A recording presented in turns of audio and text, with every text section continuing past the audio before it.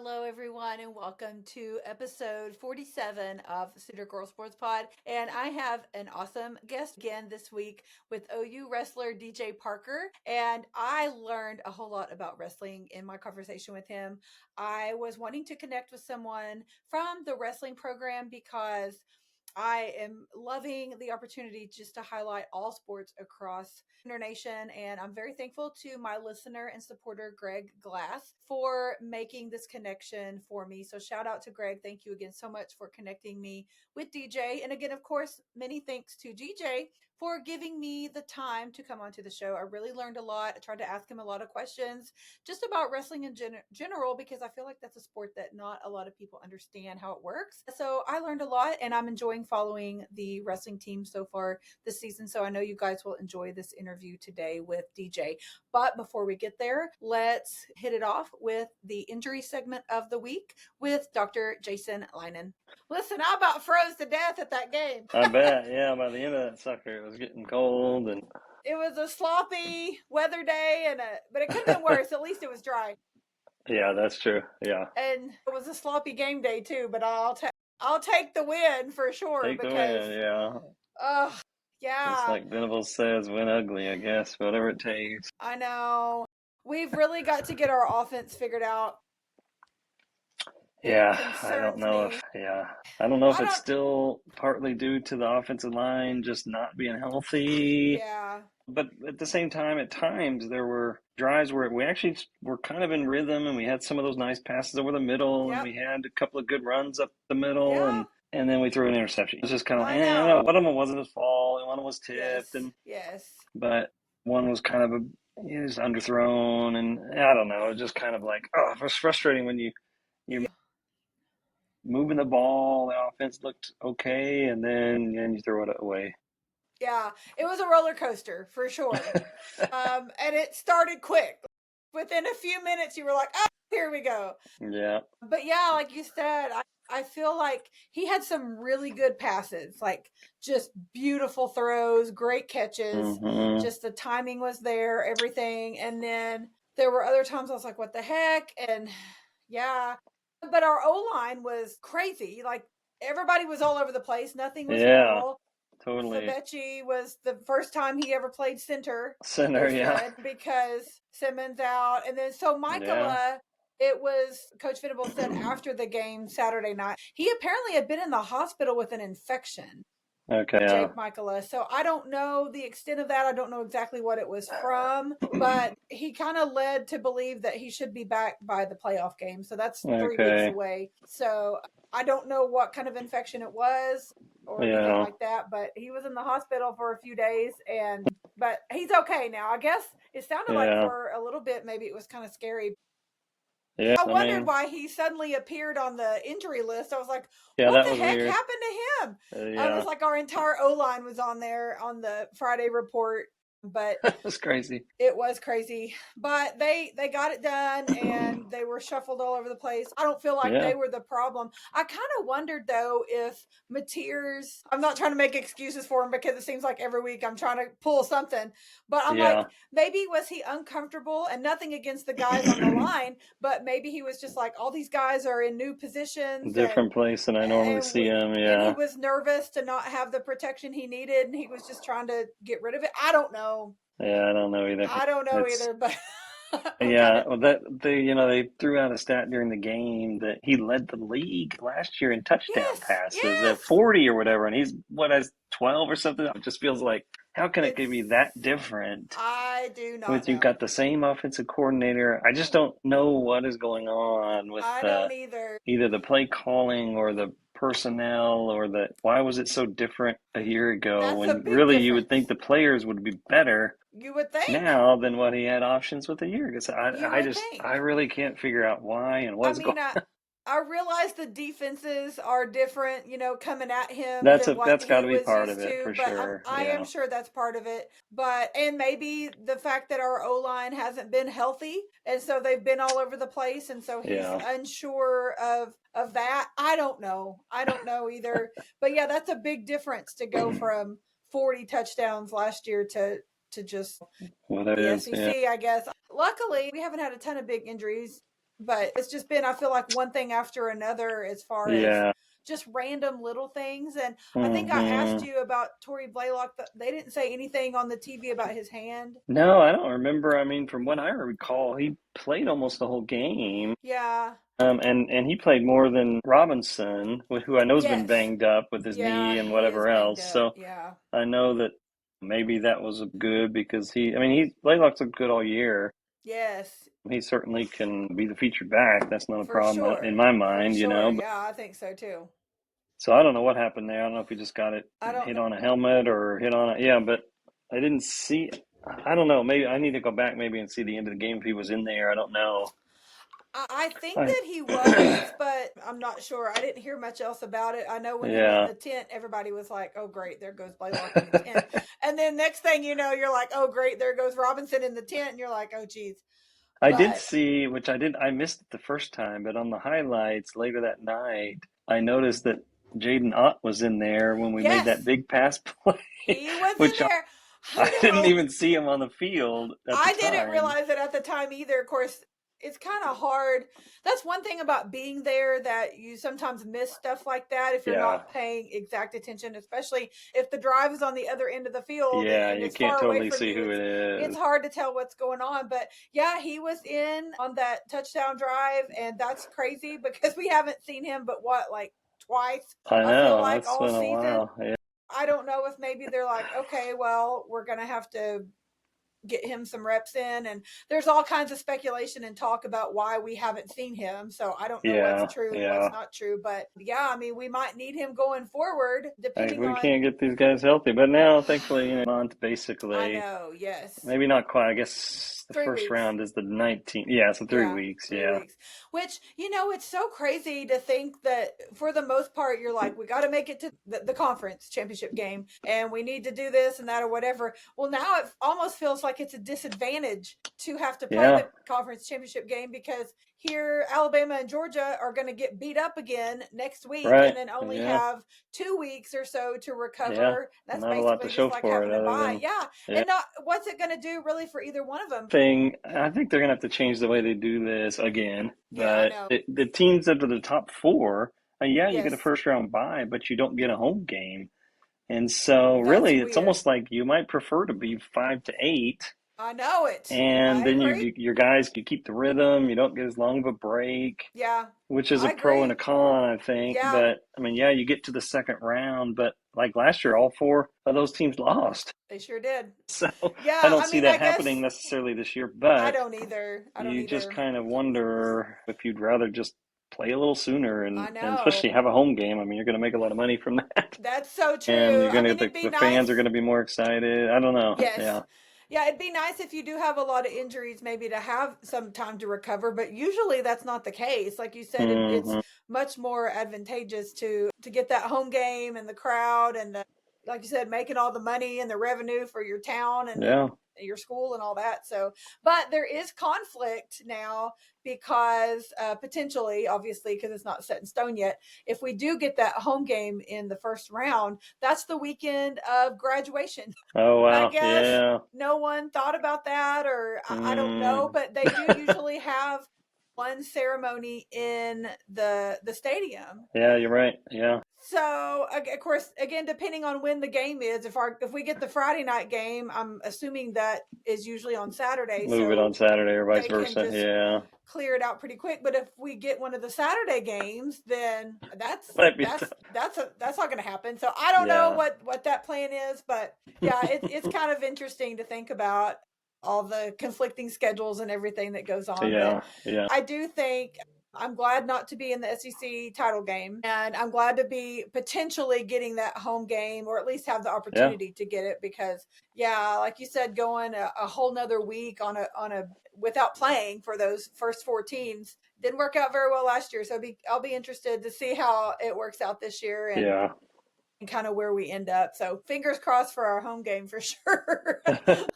Because, well, for one thing, I want to go, but just I Yeah. think it'll be I'd like a home beneficial. game, and I'd like it to not be a rematch I between know. I either Ole agree. Miss or Alabama. I've seen a couple of I scenarios, know. for sort of Yeah. predictions. That's kind of like, Yeah. yeah, I've been there, done that. Whether you win the game or not, but it's kind of Yeah. like it'd be nice to have a different. Yeah, I know Ole opponent. I don't Miss. know. Yeah, they beat us in October, but still, that's not important to me to get a rematch with them. And who even knows what's going to happen with Yeah, Ole Miss now? That's a whole nother story with it's a Lane mess. Kiffin. Yeah, They got Lincoln Riley out there in Oxford. yeah, they did a little bit. What a mess. What a mess. That's a whole nother story for sure. Well, okay, so I know I mentioned Billy Bowman and his Achilles. Yeah, Lane Johnson's still out with that Liz Frank injury, which is ironic. Him and Kyler and their feet.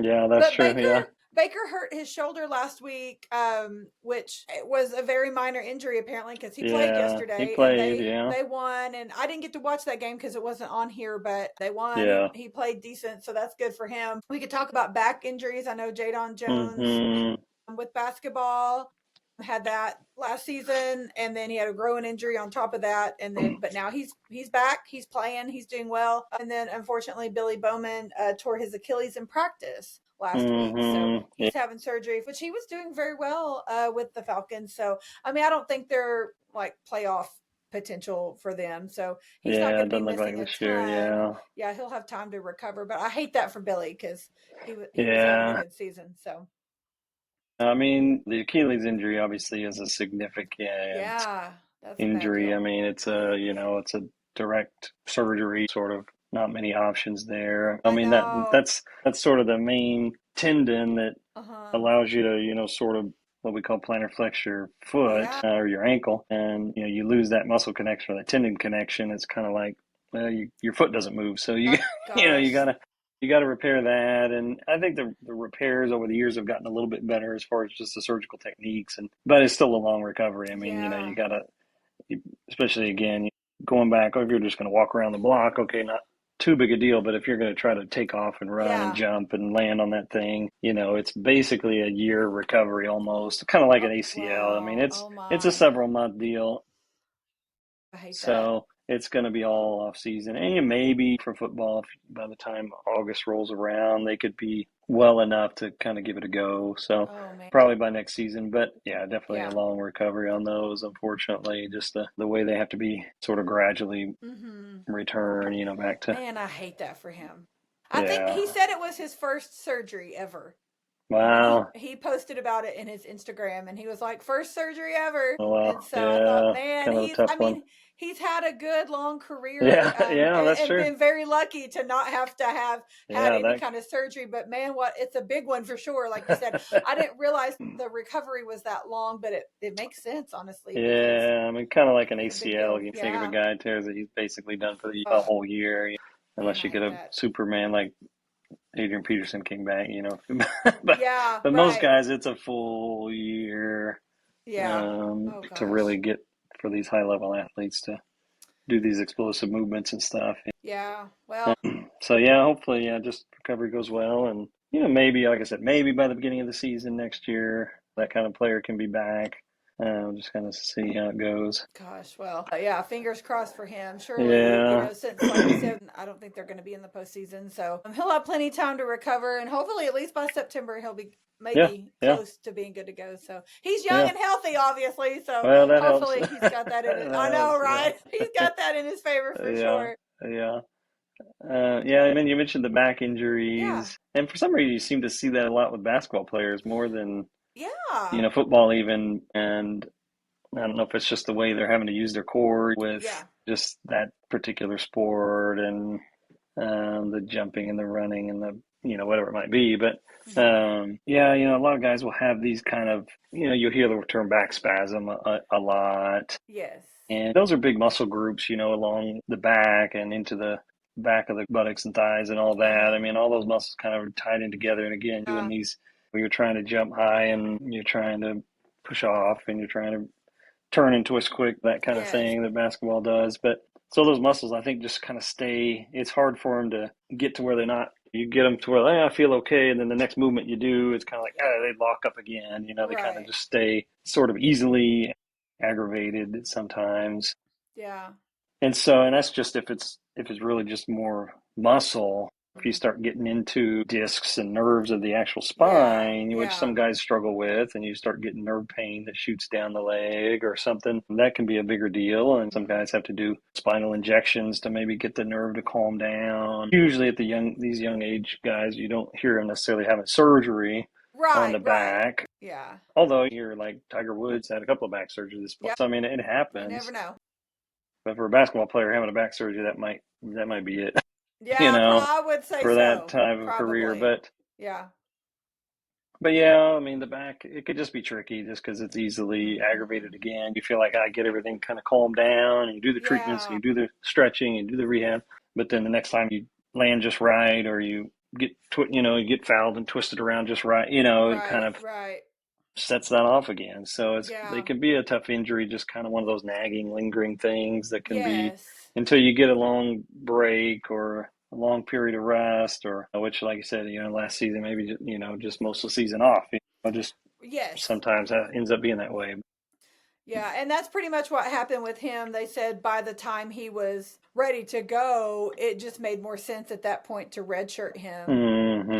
And so, yeah, it probably helped him to have that extra time, at least as far as that injury is concerned, to have that extra time in the off season to heal. Yeah, sure.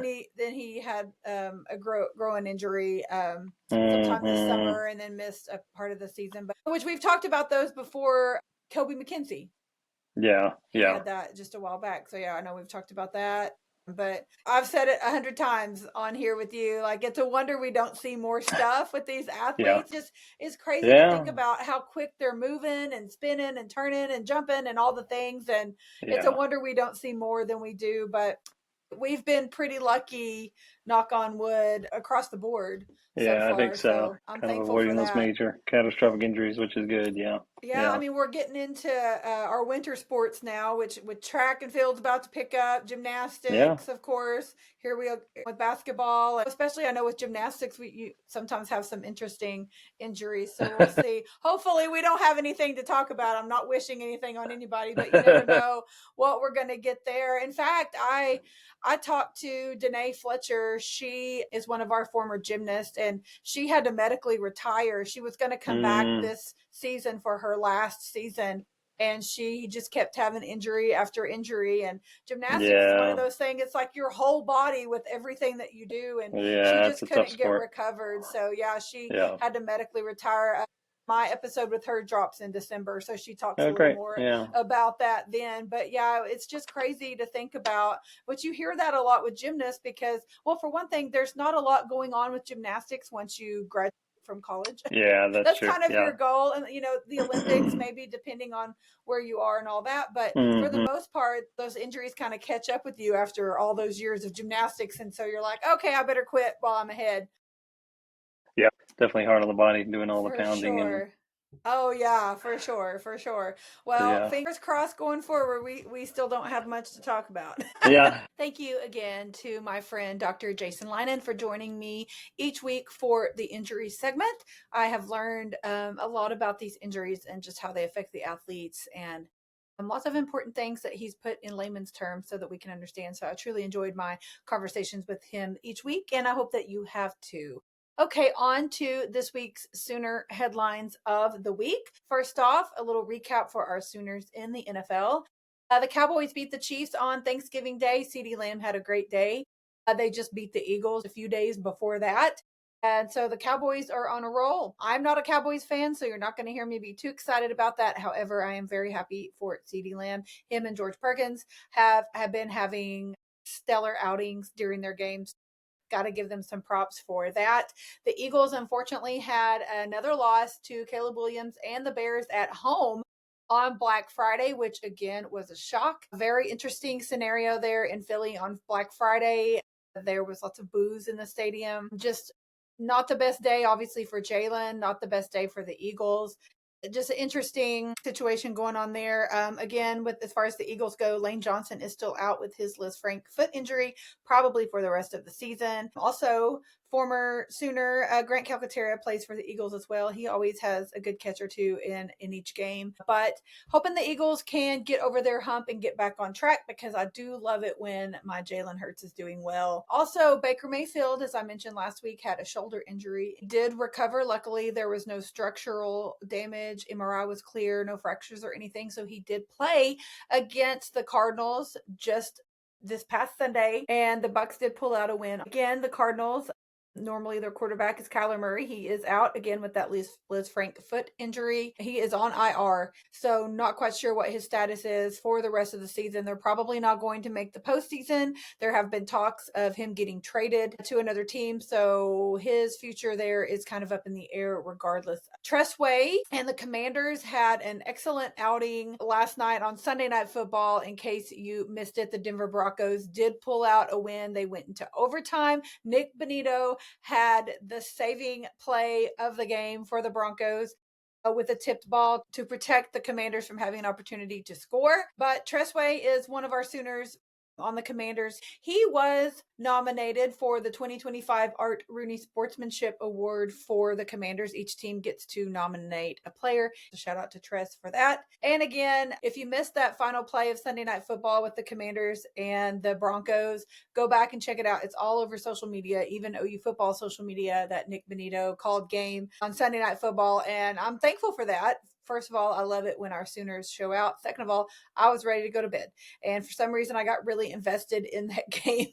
So thanks, Nick, for calling game on that one. Okay, quick side note on our football team. Construction is anticipated to begin following the 2027 season and be completed by the start of the 29 season for the stadium renovation project. I did go off a little bit last week and give my opinions on that, but I wanted to read a little more information that I found out since last week's show regarding that. Again, I have a lot of thoughts and feelings about that. You can go back and listen to last week's episode. I even posted a clip on social media of a small section of my rant, so to speak. But my concerns are the loss of seats, which I know some people have lots of reasons to justify that, but it still doesn't take away my concerns on lessening our crowd noise and attendance, while other SEC stadiums are 100,000 plus. That's still one of my top concerns. And again, just people being displaced and priced out of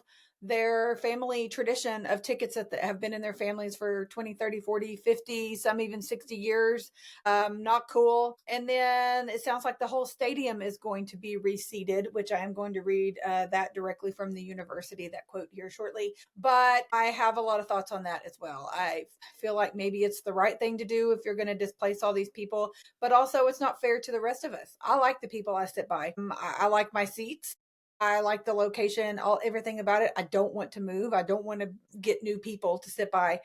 And a lot of people feel this way. So I know it's a mixed bag of emotions and pros and cons. I know it happens. And you just deal with it and go on. The statement from the university said this defining project will prompt a stadium-wide reseeding process to begin ahead of the 2028 season. That's because there will be construction during that season, so the west side will only be partially filled that season. More information about the reseeding process will be shared with fans via email and direct mail, with details on what season ticket holders can expect. Every season ticket holder, regardless of your current seat location, will have access to multiple options throughout the reseeding process. OU Athletics will contact all season ticket holders and offer an opportunity to meet in person to review all options for the 28th season and beyond. The full outreach and scheduling process is expected to be completed by the end of 2027 calendar year. I'm just going to say this, and that will be the end of this discussion. If you are a season ticket holder and you have opinions on this, concerns, thoughts, all the things, reach out to the ticket office now. If you have a Sooner Club rep, that is going to be the best place for you to go to. I was actually told by one of the ticket reps, not affiliated necessarily with the Sooner Club, but just the ticket office, that's the best bet for you to go. So if you do not have a Sooner Club rep and you are a season ticket holder, shoot me a message. I can help you find where to start for that. But reach out to your Sooner Club rep, just bombard the ticket office, and not in a bad way. I don't mean this disrespectful to anybody in the ticket office. But if you have opinions, concerns, questions, please reach out to somebody and voice those opinions. make your voice heard. Be loud about it. No apologies. We pay a lot of money and we support our team as season ticket holders, regardless of your donation status or your seat status or anything else. And I think we need to all have valued opinions in this. So again, we're making noise. I'm just going to say that. I've been told they're receiving a lot of volume of calls, text, emails. So if you have not yet already reached out, do so. Okay, that is the end of that rant. Quick shout out to Tyler Wine. Again, last week he was Defensive Player of the Week. Grayson Halton was Defensive Lineman of the Week, and Special Teams player Grayson Miller, our punter, was recognized by the SEC last week. That information was released after I recorded last week, so I wanted to go ahead and give them those shout outs on this episode. Another quick, fun, interesting tidbit is if OU and Notre Dame play each other in the CFP, OU has a chance to do something really crazy. They have the opportunity to hold all three Doak Walker finalists under 100 yards, which is impressive since Lacey, which is the former Missouri running back, and Hardy are both great players who will be All-Americans. So if we do get that opportunity to play Notre Dame, we could hold all three Doak Walker finalists under 100 yards, and that's pretty daggum cool if you ask me. Now, you heard a little bit of Dr. Leinen and I in the injury segment talking about the CFP and how that may pan out. As of right now, we are sitting pretty good to host a home game in round 1 of the CFP, which would be either December 19th or 20th. I myself am pulling for the Friday night game so I can be home on Saturday to watch the 3 remaining CFP games. But that will all be decided this coming Sunday, which is December 7th. On Selection Sunday after Championship Saturday, which is this coming Saturday. Georgia and Alabama are playing in the SEC game, which again, Dr. Leinen and I discussed how sometimes it's a little more beneficial to not even get banged up in it, not even have to play in it. So it'll be interesting to see how Selection Sunday goes. We need Georgia to beat Alabama to stay where we are in the rankings and probably not be jumped in order to be able to host a home game for round 1. It's important, I think, for us, of course, everybody would say this, to obviously have a home game for a playoff spot. But for us to make it past round 1, I think the crowd noise, the atmosphere, the home field advantage, all the things are going to really play in our favor, especially if we do get seeded against Notre Dame and host them in Norman. So everyone be cheering very loud for Georgia Bulldogs on Saturday in the SEC Championship. Also, we need Texas Tech to win the Big 12 game on Saturday as well, which they play BYU. That'll be a fun one. I don't really know what's going to happen with that one, but let's go Tech, Red Raiders, and let's go Georgia Bulldogs on Saturday. And hopefully that will help solidify our home game, which we will find out for sure again next Sunday, Selection Sunday. And I will be talking about all the things, all of that regarding that on next week's episode. But Red November is complete. Our win over LSU this past Saturday was an ugly win, 17-13. John Mateer had 3 interceptions.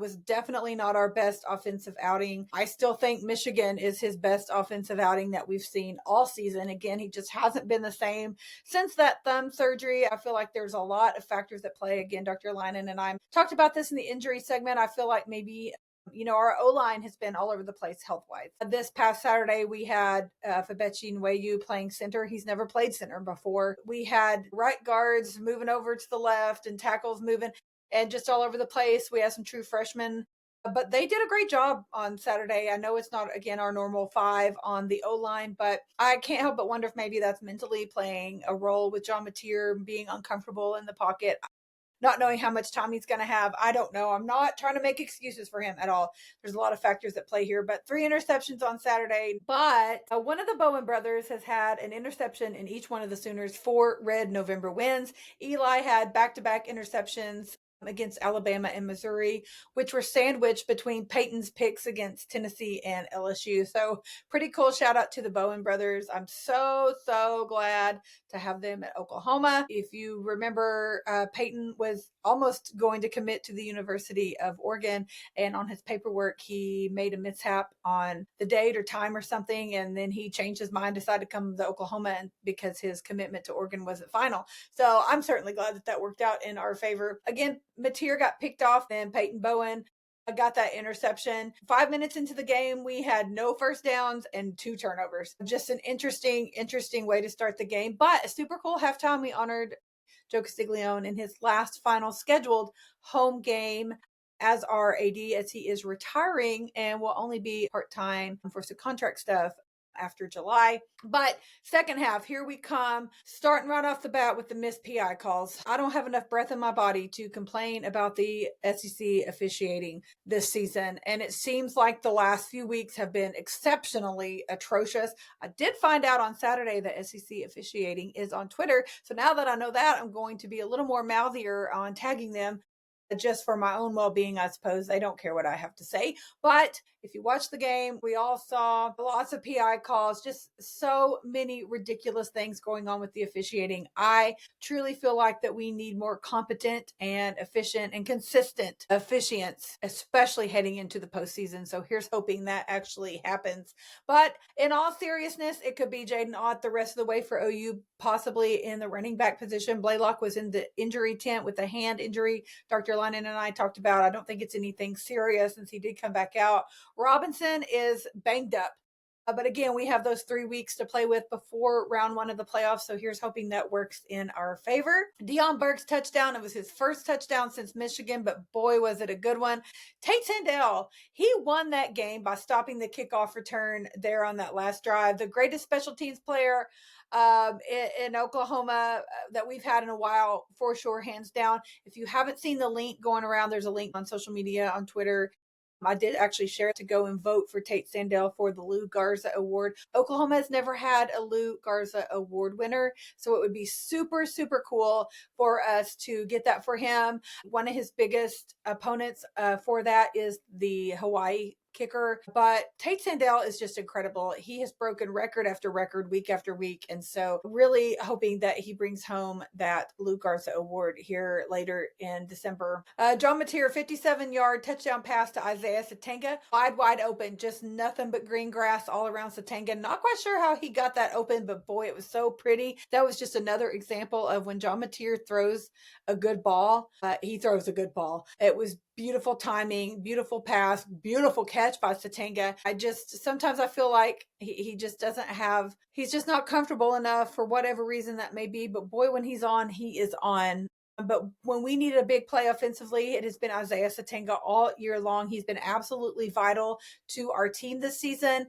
But did you know that according to CBS Sports college football research, Sooner wideout Isaiah Satenga is the first Oklahoma player with 4 wins of 100-plus receiving yards and 1 receiving touchdown in a season since, guess who?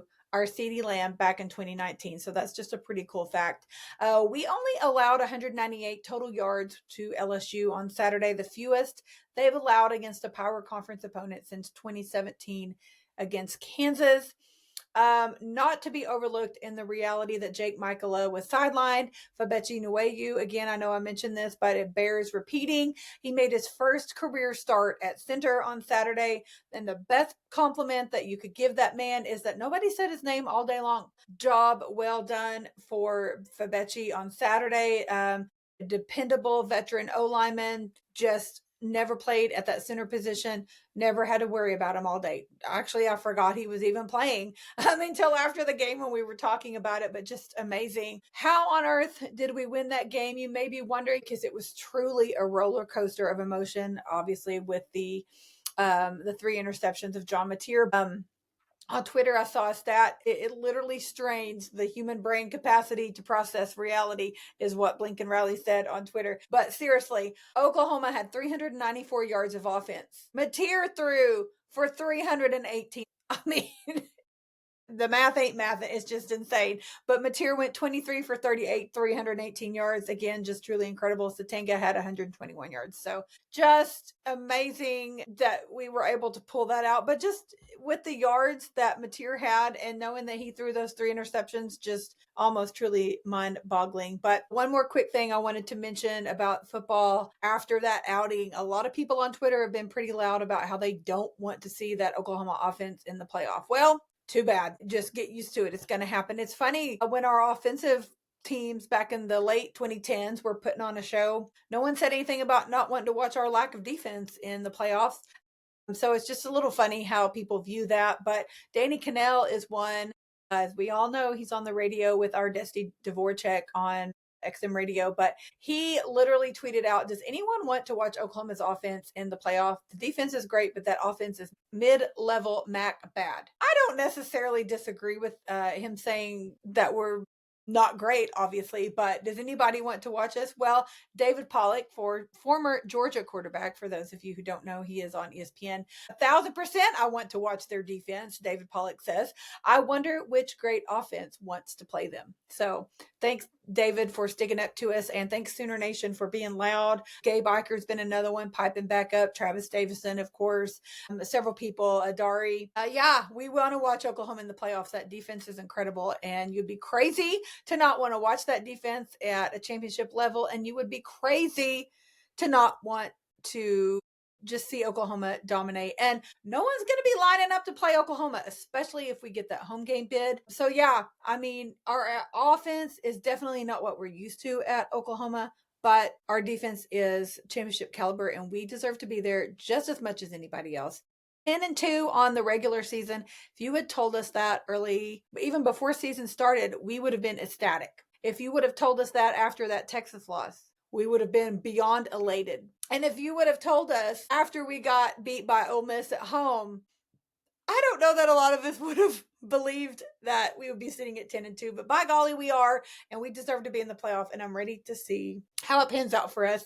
So fingers crossed, we're holding our breath for Selection Sunday on the 7th, so we'll see our fate at that time. Okay, on to men's basketball. Tay Davis fueled a second half comeback against Marquette in Chicago on Black Friday. Darion Reed hit a big corner three. We rallied to earn a huge win over Marquette, 75-74. Those guys had me hollering on Black Friday.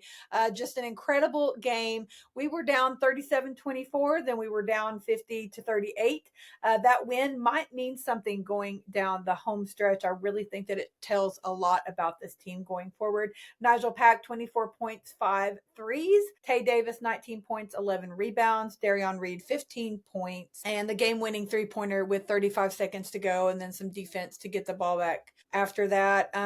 But OU sits at 5-2 on the season so far. We play at Wake Forest on Tuesday night. So by the time this episode drops, that game will have already taken place. It's the SEC ACC Challenge. But again, Wake Forest on Tuesday night for our men. That will lead me into saying that our women, number 9 ranked in the country right now in the latest AP poll, host NC State in the Lloyd Noble Center on Wednesday night. So if you're listening to this on the day that this drops, you can get $5 tickets to the game at Lloyd Noble Center on Wednesday night for our women. So I hope that you go out and support them. I hope that you watch them if you can't go. Hope that you give them a listen on the radio if you're unable to watch.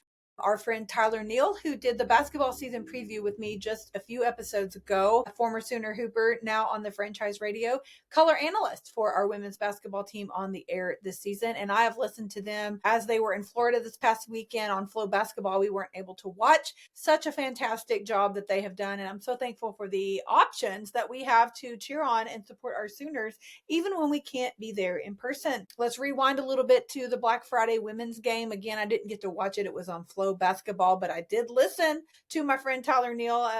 Zaya Van really showed out in that game against Coppin State. 16 points, 7 steals, 6 assists, make it 4 double-doubles in a row at that time for the 50th of her career for Reagan Beers.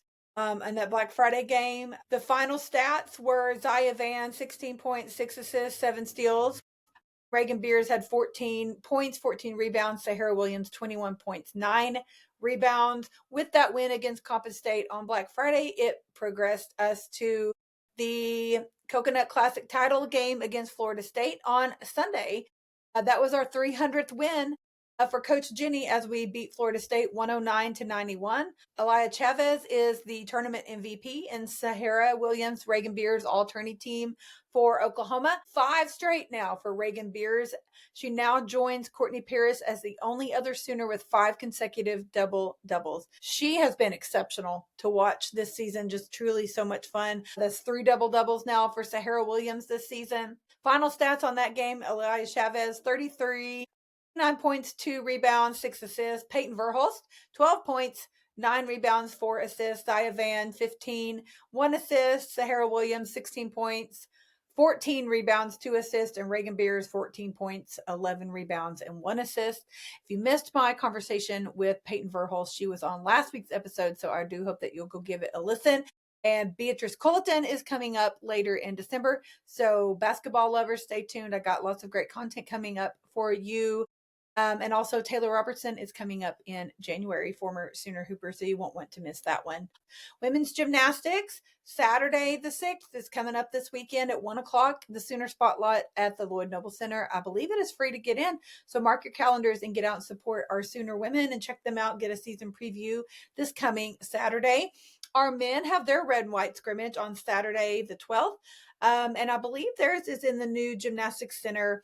Just another great opportunity to get out and check out our gymnastics squads for free. Get a great preview on the season. Both of those schedules, full schedules, are out now. There's lots of opportunities to get out and see them at home in the regular season. Softball, big news as I'm recording this on Monday, December 1st. The AU Softball League draft is tonight. All of the Spark players and all of our former Sooners who played in the AU league, including Sydney Romero, TRA Jennings, Sam Landry, and all the girls from the Spark, Jada, Kinsey, Riley, Elena, Haley Lee, Kelly Maxwell. I know I'm forgetting some, but they are all in the allocation for the draft. And so they will all be finding out where they're going to be playing this summer. And I will be posting all of these updates in real time on my social media. Again, at Sooner Girl Pod. The best place to get this information will be on my Twitter feed and my Facebook and Instagram stories. Again, those are the places that I regularly post up to date in real time updates. So again, if you don't follow me on social media, please go do so at Sooner Girl Pod, and you'll be able to get those updates and find out where all of our girls are going. The OKC Spark does have the first pick of the draft. And I do want to correct something that I said a few weeks ago when this was all kind of new and I didn't really understand what was happening. So each team, and it was the 4 previously existing AU teams, got to protect a list of players. Unfortunately, the Spark was not included in that protection. When I had initially talked about it, I had said, oh, I bet the Spark is going to protect Jocelyn Allo, right? That would make sense. Well, it probably would have made sense, only that the Spark didn't get to protect anybody. However, they do have the number 1 pick of the draft tonight to get from the pool of all of the players who are unprotected by their previous teams. Jocelyn Allo being one of those, so it'll be interesting to see who they pick. So can't wait to see our new Spark roster and where all of our Sooners end up. Again, I will be updating you all on that on next week's episode, and you can check it all out on social media. Again, I'll be sharing it on my platforms at Sooner Girl Pod on every platform across social media. A wrestler, DJ, was Big 12 Wrestler of the Week this past week. Now, just a little caveat here in case you don't know. SEC does not have wrestling, so OU still competes with our wrestling team in the Big 12. So that is why DJ Parker is Big 12 Wrestler of the Week. They are on the road this week. They're headed to Vegas for the Cliff Keen Invitational this Friday and Saturday at the Las Vegas Convention Center. Their next home meet, they do have a couple on the road before then too, but next home meet is on Sunday, December 21st. So mark your calendars if you're able to get out and support our wrestling squad at home right before the holidays. You'll want to get out and check them out. But DJ, obviously on this week's episode, just such a kind young man. I truly enjoyed connecting with him and learning a lot about wrestling. I'm excited to continue to watch him. He's had a very successful season so far, and I'm excited to see how our guys do throughout the season. A quick reminder, I know I've mentioned this before, but Bedlam Wrestling is in Stillwater this year, and it is on Sunday, January 11th. And my husband and I, obviously, he's a poke. If you're new to the podcast, yes, my husband graduated from OSU. And we have a lot of fun with it. But of course, anything Bedlam, we will be there. So we will be in Stillwater, and I cannot wait to see our squads go head to head. OSU is a very good wrestling school, so it should be a good meet for sure. Our volleyball girls sadly ended their season after their second round SEC tournament loss to Auburn last weekend, which I did report on last week's show. We were awaiting the selection show to know for certain that they were not picked to play in the postseason tournament. Unfortunately, they were not. They just didn't have the RPI good enough to get them in. But we still have some good news on the volleyball front. Alexis Shelton was drafted round 1, pick 4 to the Grand Rapid Rise to play professionally. And then Amani Bush was drafted round 4, pick 32 to the Indy Ignite. And she will now play with former Sooner Lydia Martin, who also plays for the Indy Ignite. I had Lydia on the podcast earlier this summer, back in July, I believe. So if you're a volleyball fan, please go back and listen to that episode with Lydia Martin. She's so sweet. I'm very excited to see her and Amani Bush get to play together at the next level. Also, on the volleyball front, now that the season is wrapped up, I've been chatting with Sydney Thompson, and she is just the sweetest girl, and I cannot wait to sit down with her and talk a little bit about the season. She is a senior. Just some final thoughts from her on her career at OU and all the fun things. So her episode will be coming up after the first of the year. So stay tuned for that one. Our track and field are starting off the indoor season. They have a couple of meets this coming weekend, and then they'll get a break until after the first of the year. But the OU Winter Field Fest Invitational is this Friday the 5th in Norman. So get out and support our Sooners if you can. If not, give them a follow on social media and follow their progress in their opening meet at home. Again, I want to give a shout out to our club sports. We have lacrosse, our hockey squad. I try to follow and share as much of that information on those teams as I can on my social media. But get out and support our Sooners regardless of the level that they're playing. They all give so much time and effort into representing our university, and it really is truly a lot of fun to get out and support them. So I hope that you will do that. My Sooner MVP of the week, my goodness. You know, this is just a really hard, I feel like I say this every week. I usually end up giving it to more than one person, because how can you not give it to Reagan Beers for making it 4 double doubles in a row, 50th of her career? How can you not give it to Elia Chavez for being the MVP of the tournament? How could you not give it to Coach Jenny for her 300th win of her career?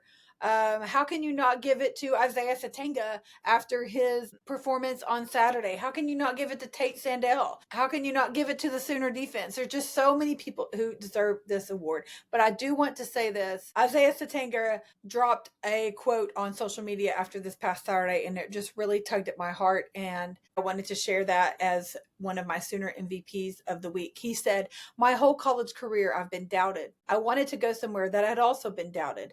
People were hating on Coach Venables. See the type of coach he is? That's the type of place I want to go." And look at them both now. My goodness, Isaiah Satanga. Also, I'd be remiss without pointing out the Bowen brothers again. Just thank you, Mrs. Bowen, for these 2 amazing sons that are football players. One of the Bowen brothers have an interception in each one of the Sooners' red November wins. And so I'd be remiss with letting them go. So lots of greatness going across Sooner Nation, on the field, on the court, on the track, just all the things. If you are not following Sooner sports, you're truly missing out. So I appreciate you tuning in to me each week as I give my updates and try to keep you well informed across Sooner Nation. I truly appreciate you more than you know. Again, if you don't follow me on social media, please go do so. I'm at Sooner Girl Pod on every platform. Go get your merch, support the show. It's free advertisement for me, as well as just another great way to support me and the show. Ladies, check out the locker room. We're going to have our online huddle this month. We're going to do a holiday party, so you won't want to miss out for that. My monthly newsletter, it's a recap of all things Sooner Girl Sports Pod. Not only is it recaps on the episodes and who I've interviewed and things like that, but there's lots of behind the scenes stuff that you may miss during the month that I put out in that newsletter. You can subscribe for that on my Substack. Also, please make sure that you are subscribed to the podcast on all platforms, YouTube, Spotify, and Apple. Make sure you're downloading the episodes and sharing them with a friend. Leave a review when you can. It helps me truly more than you know. I'm also working on getting some sponsorships and advertising for the podcast for the new calendar year coming up. If you are interested, even just in any amount supporting the show, I would love to talk with you about that. I have lots of options. I am aiming to find OU fans, OU business owners, women-owned businesses, Oklahoma-based businesses. I have a platform that is growing and getting lots of views and lots of listens, and I think this is a great opportunity to partner and just help promote each other, because I think it's very important to support each other in Oklahoma, and that is what I'm aiming to do. But you can shoot me a message on any social media platform, again, at Sooner Girl Pod on all socials, or shoot me an email, soonergirlsportspod@gmail.com. Okay, to end this segment, with the Sooner fun fact of the week. OU men's basketball coach Lon Kruger retired from coaching in 2021, but he left the court as one of just 3 coaches in Division I men's history to take 5 different schools to the NCAA tournament. So holy smokes, Lon Kruger, what an amazing coach he was for OU. I know he left behind an excellent legacy. Okay, you guys, on to the interview with DJ Parker. DJ is a 2-time NCAA qualifier, a 3-time Big 12 place winner, 2-time under 20 All-American. He got to OU by following his 3 coaches from his last school. He started to learn about the deep wrestling and sports culture at OU, and that's what made him fall in love with the university. He has learned so much after getting here, and he loves being able to be a part of that deep tradition at OU. His favorite Sooner memory is putting on an OU singlet for the very first time in competition and being able to represent his amazing university. Also, I wanted to mention about DJ Parker. We talked off the record about him volunteering with Brandon Shelton, who is the coach of our women's club wrestling team. But he has Shelton Wrestling Academy, and DJ volunteers with the academy when he can and to help develop the young wrestlers and spend time with them and invest into them. And that is just another testament to the amazing young man that DJ is. So I wanted to give a shout out and a plug for him doing that and for the Shelton Wrestling Academy. I've spoken with Brandon Shelton. I'm hoping to have him on the show or one of the women wrestlers here after the first of the year. Just a really cool thing that they're doing there and just investing in the university and women's sports. And I'm just so thankful that DJ is a part of that. You can find DJ on Instagram and LinkedIn. I'll be tagging him on all the things all week long in social media posts. So I hope that you will give him a follow and support him and follow him on his wrestling journey. So I hope that you guys enjoy my interview with the awesome DJ Parker. And we will see you next Wednesday where we talk sports. I appreciate you taking time to chat with me today. I'm excited to visit with you about the upcoming season for sure. Yeah, thank you for having me. Absolutely. Well, I will tell you up front, I don't know a lot about wrestling at all. I'm kind of a newbie to a lot of sports, volleyball, one of them, soccer, wrestling. I'm trying to learn as I go and learn all the things. I graduated from OU in 2003. And so back in my college days, I did attend a couple of wrestling meets, but it's been a while, obviously. Okay. Well, I do want to talk about you personally before we get to the season. So tell me a little bit about yourself and where you're from and how you got started in wrestling and how you ended up at OU. Yeah, so I'm from Moline, Illinois, and originally I had gotten started in wrestling when I was going into 6th grade. So I think the summer after my 5th grade, and I wanted to do boxing originally, because I had never done a sport before, and it just seemed really interesting. I kind of like doing combat stuff, and my mom was not into that idea. So then, yeah, I ended up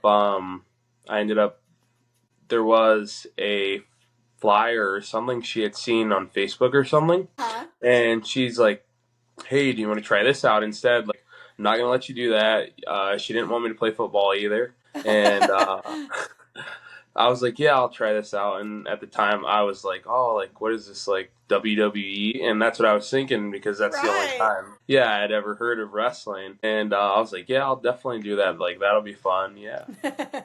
And then after that, I kind of didn't. It started off rough, and it was like a long time. It took me to learn everything, and eventually I switched schools. So after middle school, I left the Rock Island school system and moved over to Moline, which was great because the coaches there and the club that I started doing in that area helped me out big time, and that's when I really was able to start taking off. Yeah. Cool. Well, I know you said that you followed some of your coaches to OU. So where did you start out as far as college goes? Yeah, so I started off at North Dakota State.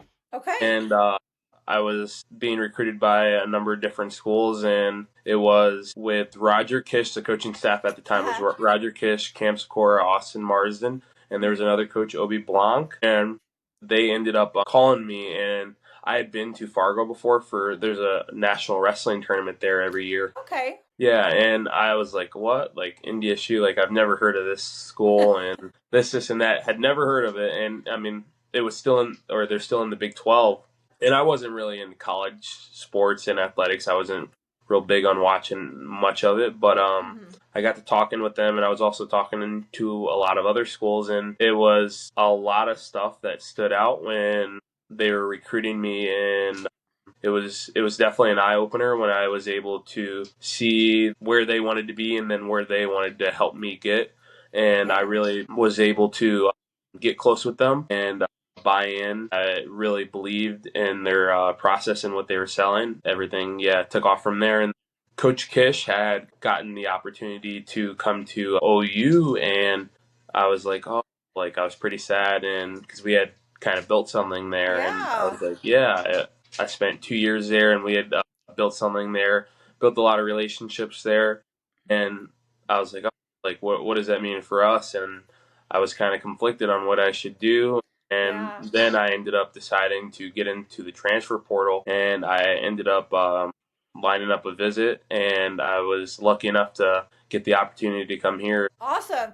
Well, I know there's a lot of mixed feelings about the transfer portal across all the sports, which is very understandable. But this is a good example of the good of the transfer portal because you were able to come with your coaches. And I know that there's a lot of other scenarios like that as well, but it's another good example to share about the transfer portal. And I've heard nothing but good about Coach Kish.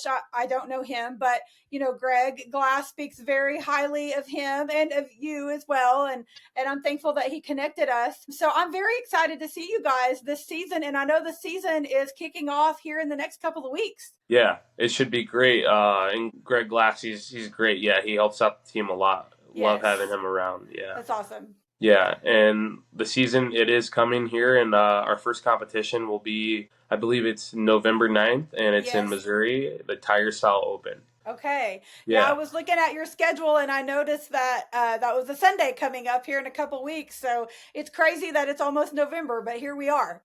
Yeah, it's been flying by pretty fast. It really has. So I know you guys have a lot of home contests, of course, this coming season. And I'm looking forward to getting out to see you guys in McCaslin. But one that really stuck out to me, my husband is actually an OSU grad. And so he's a Poke.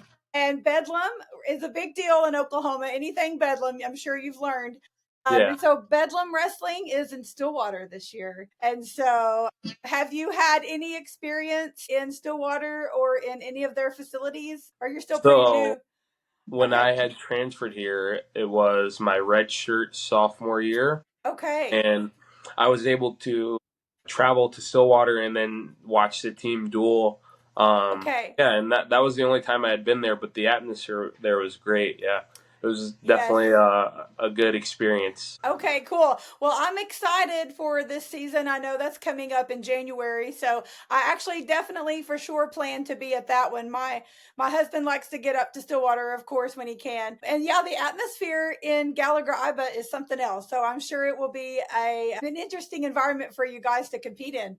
Yeah, no, we love being in those environments too. It's just great, whether it's on our side or any other side. Yeah, it's great being around those crowds and everyone's fired up. Yeah. Yes. So, what is the most difficult environment that you've been in that you can think of, whether it was in college or before? Just like, what's a place that you've been to that you're like, man, that was a difficult time for me to compete? Yeah, I think my freshman year wrestling at Big 12s, being around all those people, and I wrestled my true freshman year, so I didn't redshirt coming into college, and I think that was definitely an experience because, I mean, in high school you don't get the opportunity to be around that many people and compete, so it was definitely like an eye opener, like wow, like. And going to duels and stuff like that, you don't even see that much. But yeah, it was definitely an experience. And I was like, wow, like I really want to be able to grow from this, and it was a great learning experience to kind of take off. And then being at NCAAs after that, you kind of it's even bigger, but you kind of have that experience and know what it's like to wrestle in front of those crowds. For sure. Okay, well, you are a 2-time NCAA qualifier, a 3-time Big 12 place winner,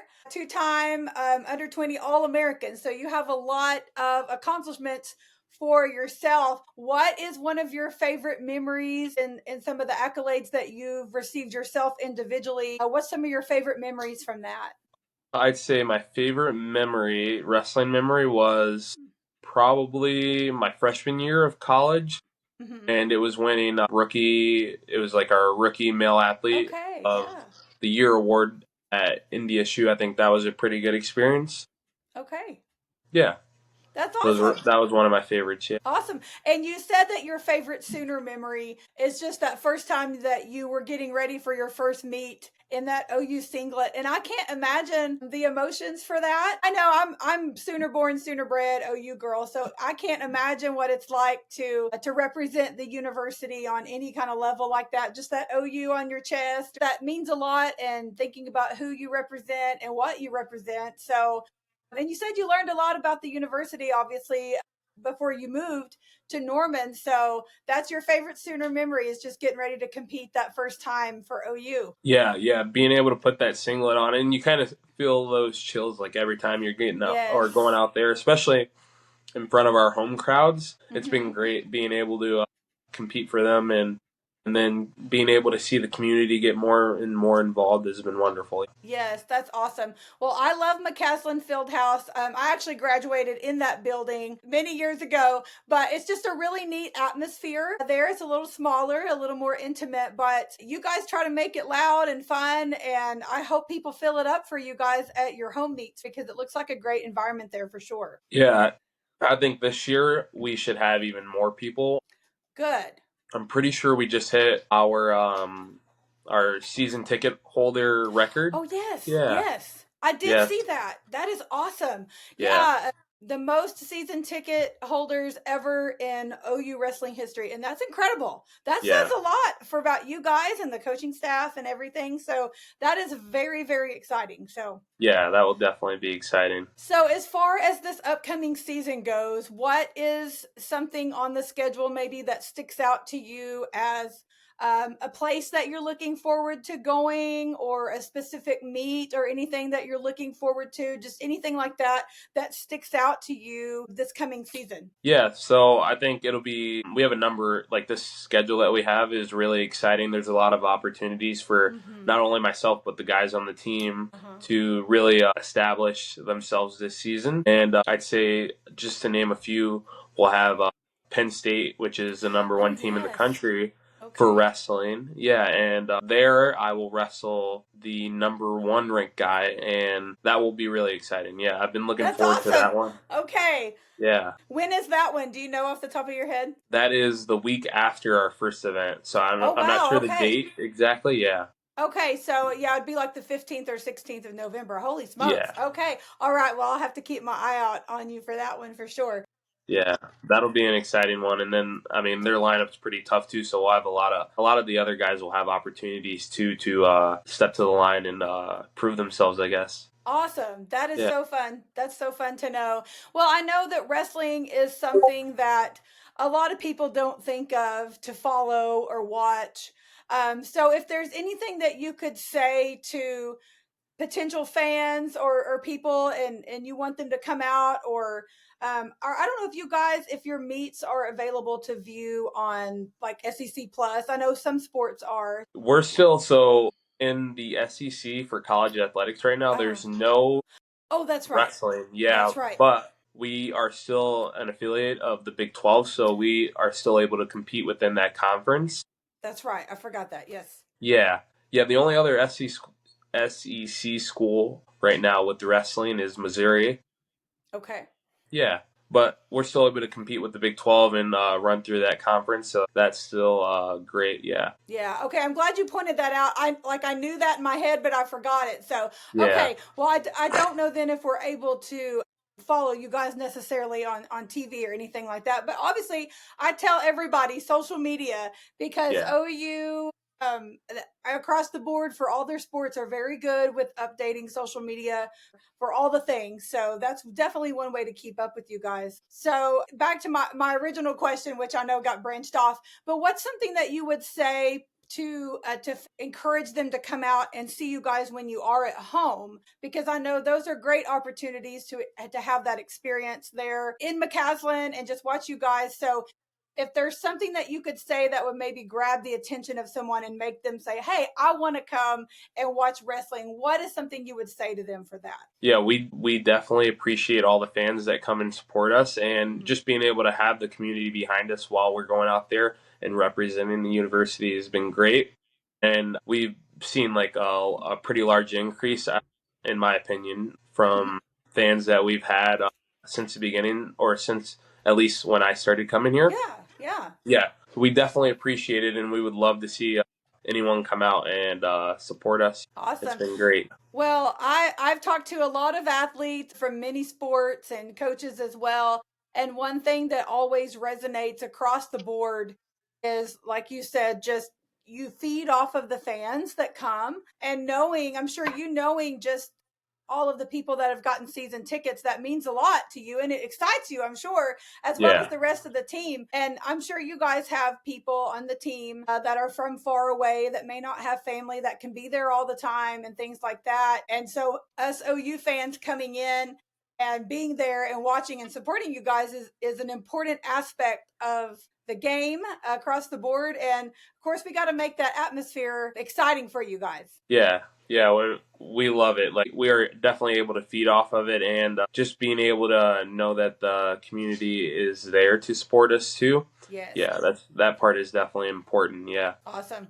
Well, I'm excited for this season. Again, is there anything else you want to talk about or share that's coming up this season that maybe sticks out to you that you're looking forward to? Anything like that? Definitely excited for the team that the coaching staff has put together. Right now we have, I believe it's 6 transfers that just came in as well. Oh, wow. Yeah.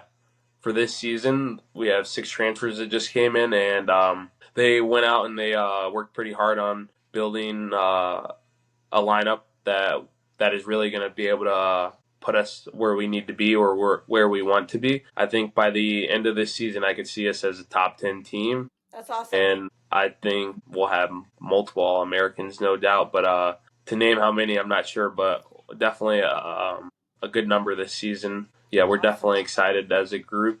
We've worked hard, and then we have our freshmen and those younger guys under us right now that are still competing in the room every day, helping push us, helping us get better and prepared for this season. And we're definitely looking to get our names on the wall, stuff like that. Awesome, yes. Break some records, yeah. Absolutely. Okay, so one last question I did want to ask is, for someone like me that's not super familiar with the sport, can you explain just a little bit? Because I know there's actually a lot of people that aren't very familiar with wrestling and kind of how it works. So I know you guys have weight classes and all of that. So can you just explain a little bit about how it works, or like how does the scoring work, or how do you declare a winner? Kind of things like that. Just maybe some general stuff that seems common sense to a lot of people that may not be to people like myself.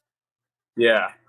So some of the more simple aspects are a takedown, which is when you take someone from their feet down to the mat. That's 3 points. And an escape, if that person was to get up from me being on top of them, that would be 1 point for an escape. Okay. And then within the duel part of it, which is us versus another team, the score would really be important, because a regular decision is when you win by 7 points, or anywhere from 1 to 7 points, basically.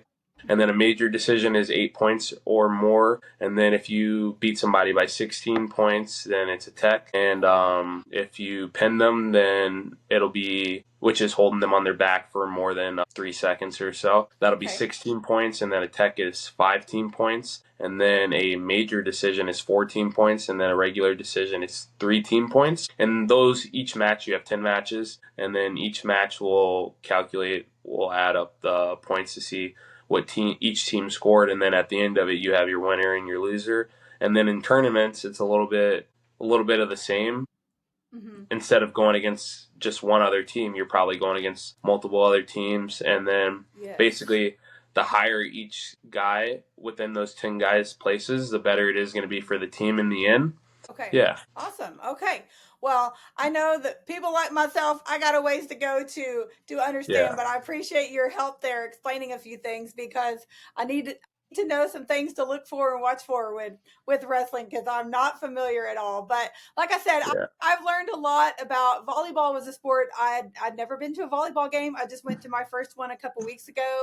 And soccer also, I went to my first game actually last season. But yeah, I love learning about different sports and athletes and your stories and how you end up in Norman. And I think that's something that's unique, or I like to think is special about OU, is we try to embrace all of our athletes, all of our sports, and encourage and support them. And so I am happy to have an opportunity to get to chat with people like yourself and learn your story, give you a platform to say, hey, people, don't forget about wrestling, because, hey, we're over here.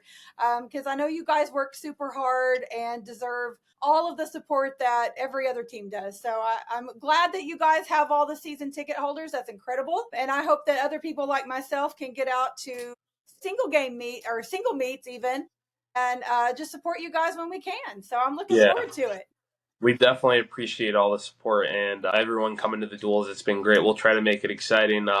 This season should be pretty good, not only from a duel aspect, but I think tournaments and what we place, and then NCAAs and stuff like that. We'll have another good event will be the Cliff Keen Invitational is what it's called. That one is in Las Vegas, and that is teams from all around the country. That one's pretty tough too. And then we'll also have a number of other pretty tough duels on the schedule coming up here. And that stuff streams on like ESPN sometimes. There's like Big 12 Network, and there's a number of Flow Wrestling is another one. There's a number of other stuff. Yes. Well, us softball lovers like myself, we're very familiar with the Flow Network. So I know Flow covers a lot of sports. So that's good to remember, though, for sure. Okay. Yeah. Well, is there anything else that you want to share personally or team wise or anything at all before I let you go? I can't think of anything, but thank you for all the questions. It's been great. Absolutely. Well, like I said, I was trying to think of things to help people like myself who don't know a lot about the sport, just kind of get some knowledge out there so we kind of know what's going on. So I appreciate your time, and definitely Boomer Sooner always. Boomer Sooner, yeah.